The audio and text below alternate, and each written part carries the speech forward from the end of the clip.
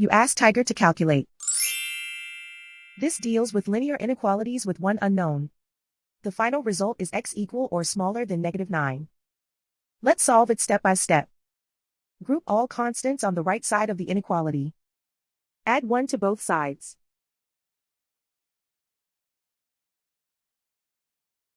Simplify the arithmetic.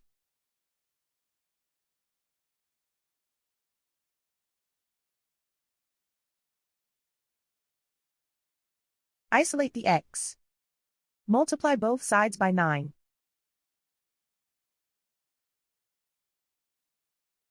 Group like terms.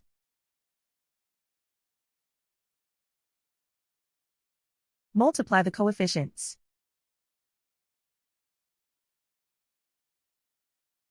Simplify the fraction.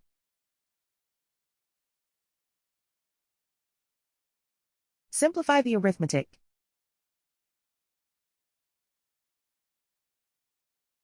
Plot the solution on a coordinate grid. And so the final result is x equal or smaller than -9.